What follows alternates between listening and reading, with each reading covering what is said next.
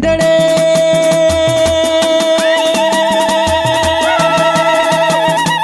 baba ruwa sama ruwa ƙasa ruwa aka zuwa ga dodo tare guri naga suna ta kaduwa baba gida yana hazo ka ingizo itatuwa mai jimiri kana guri suna bari da damuwa sannan fari saman baki kana ciki suna ruwa a garzayo gida ga jagora ku buga min kiɗan maza.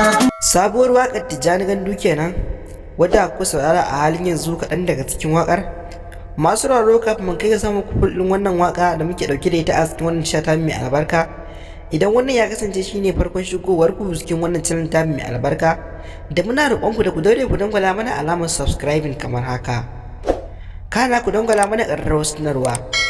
Domin ta haka ne za ka ci gaba da samun labaran namu a koda yaushe. Sabuwar waƙar Tijjani Gandu kenan wadda yawa shugaban ƙasar Nijar wato Kwamdiran Abdulrahman Tiyani. Babu shakka wannan waƙa ta yi matuƙar ɗaukar hankalin mutane ƙwarai da gaske, sannan ta yi matuƙar ba wa mutane mamaki ganin yadda Tijjani Gandu ya taddage ya taƙarƙare ya zazzaga wa shugaban ƙasar Nijar waƙa wato Kwamdiran Abdulrahman Tiyani. Babu shakka wannan waƙa ta karaɗe kafafen sada zumunta, musamman yadda ake sa kaɗan daga cikin wannan waƙa a kafafen sada zumunta. To a halin yanzu mun kawo muku full bidiyon wannan waƙa wadda za ku saurara a cikin wannan channel ta mai albarka. Mai sauraro ka kaɗai kunnen kaka naka gyara zama domin saurara wannan waƙa a cikin wannan channel ta mai albarka. Babu shakka wannan waƙa tana ɗaya daga cikin waƙoƙin da aka yi wa shugaban ƙasar Nijar wadda kuma ta fi jan hankalin al'umma ƙwarai da gaske, wadda a halin yanzu da yawa daga cikin 'yan Nijar suna so su ji wannan fulɗin wannan waka da Tijjani Gandu ya zazzaga wa shugaban ƙasar Nijar wata Kwamdiran Abdulrahman Tiyani. Babu shakka wannan waka ta yi matuƙar ba mutane mamaki, musamman yadda aka ga lokaci guda wata Kwamdiran Abdulrahman Tiyani Tijjani Gandu ya gwangwaje da waka. Mai sauraro ka biyo mu har ƙarshen wannan bidiyo domin jin yadda ta kasance da wannan waka da shugaban ƙasar Nijar wata Kwamdiran Abdulrahman Tiyani aka yi masa wata Tijjani Gandu, wadda a halin yanzu za mu samu ku full bakar domin ku saurara a cikin wannan channel ta mai albarka. Babu shakka wannan waka ta yi matuƙar ɗaukar hankalin mutane ƙwarai da gaske.